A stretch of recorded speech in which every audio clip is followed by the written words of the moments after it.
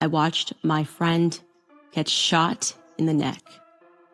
Yeah, that's what happened. I just want to say that he was publicly executed again before the world. The question is why, right? The stage was set for a spectacle. At Utah Valley University, the air wasn't just filled with sound. It was thick with belief. Thousands upon thousands packed shoulder to shoulder, their faces turned not just to a stage but to an icon. Charlie Kirk stood before them, a picture of unwavering confidence. Every word was precise, every gesture carved from conviction. He wasn't just speaking, he was conducting an orchestra of adoration. You could feel it. The man was untouchable. And then, he was touched. A sound, sharp and violent, tore through the electric atmosphere. It wasn't a firework. It wasn't a backfire. Everyone knew in that primal, gut-wrenching way exactly what it was. The crowd didn't erupt, it froze. For one heartbeat, there was only confusion, a collective intake of breath. And then the panic hit like a tsunami. Screams ripped through the quad. Phones, once held high to capture a hero, now dropped to the grass or shook violently in trembling hands. Security bolted, a swarm of dark suits rushing the stage. And Charlie Kirk, he jerked. His body recoiled as a dark, blooming stain spread across his crisp white collar. The confidence in his eyes twisted into something else. Shock, then nothing at all.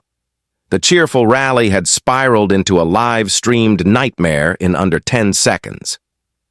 This wasn't just an attack. It was a public execution, broadcast to the world in real time. It was theater designed to shock, to terrify, to send a message wrapped in violence. A viral storm of chaos, captured on 100 shaky phones, began its relentless spread across the internet. The nation froze, holding its breath, waiting for an explanation. But silence in the digital age is a vacuum. And nature, especially human nature, abhors a vacuum.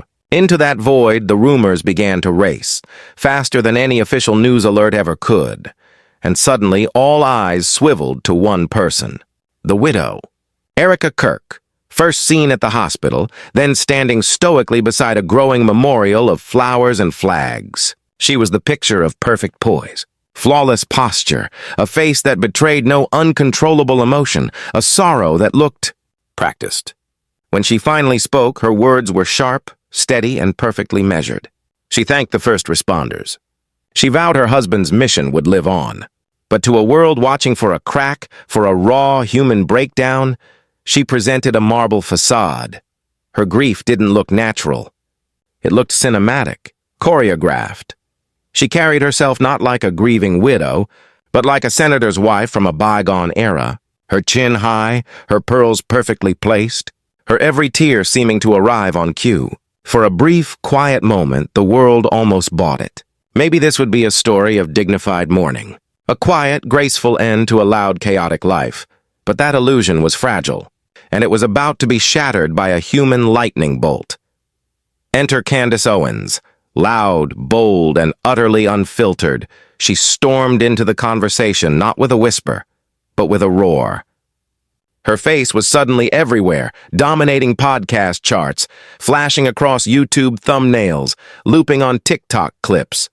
And her message was a direct assault on the serene narrative Erica was building. Candace didn't do quiet sorrow. She turned grief into a courtroom drama, and she was the prosecutor. Her podcast became a nightly trial. Who really wanted Charlie gone? Who was hiding the truth? Her words burned with a mix of fury and heartbreak, each sentence landing like a verbal punch. Then, she dropped the line that would change everything. A single, chilling phrase tossed out so casually it froze the blood of everyone who heard it. She claimed Charlie was betrayed by his own pillow. Let that sink in for a moment. Betrayed by his own pillow. It was a seismic accusation, a direct, unmistakable hint aimed straight at the heart of the Kirk household without ever saying Erica's name. Candace didn't need to accuse directly. She was a master at letting her audience connect the dots. It was subtle, yet it was explosive, and just like that, the nation was split in two. On one screen you had Erica, calm, polished, the picture of controlled grace. On the other, you had Candace, fiery, furious, a truth bomb hurler in her element. Elegance versus eruption. Restraint versus rage. The feud was public, and the gloves were off. But this wasn't just about friendship. This was personal. Candace had lost her seat at the powerful Turning Point USA table years ago, and that humiliation still burned. Now she was roaring back with a vengeance, armed with a microphone and a mission to prove the official story wasn't the truth. It was a carefully crafted fairy tale. She picked apart every inconsistency. The supposed shooter, a man named Tyler Robinson? She claimed there was zero verified footage of him on that roof.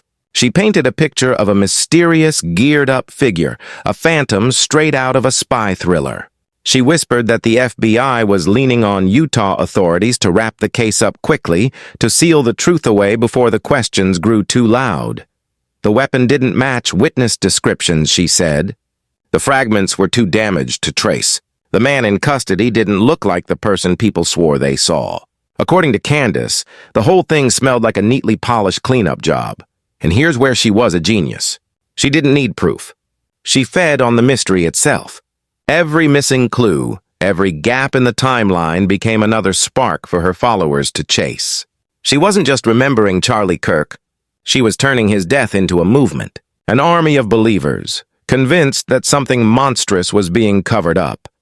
But while Candace was building her army on the outside, what was happening inside the fortress Charlie Kirk left behind?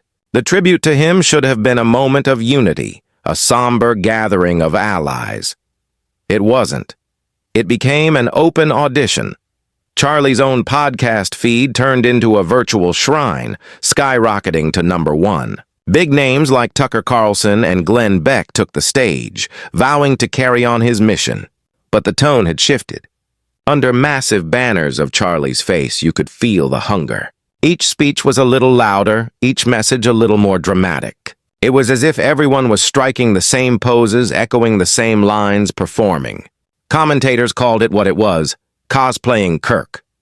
The memorial at Arizona's State Farm Stadium was packed, but not with quiet reflection. It was a rally-style roar. And when Tucker Carlson took the stage, his eulogy didn't just blur the line between faith and politics, it obliterated it. He compared Charlie's struggle to that of Jesus, then tossed out a bizarre, cryptic line about a bunch of guys eating hummus, deciding what to do about someone telling the truth. The crowd gasped. The tribute had officially turned into theater. It was a wink to his base, a quiet warning to his enemies. By the end of that speech, any illusion of unity was in ashes. The movement wasn't grieving. It was splintering, and as the lights on the stage grew brighter, the whispers backstage grew darker. Candace Owens was now locking her sights on bigger game. A billionaire, a meeting in the Hamptons, and a claim that the real reason for all of this was about to plunge the entire conservative movement into a civil war from which it would never recover.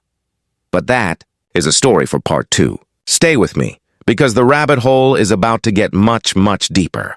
And if you think the public feud is shocking, just wait until you hear what was happening behind the closed doors of the Kirk family home. The real betrayal, it seems, was closer than anyone could have imagined. What do you think Candace Owens discovered? Drop your most shocking theory in the comments below. And if you've made it this far, you need to see what happens next. Hit that subscribe button, because part 2 is where the mystery truly unravels.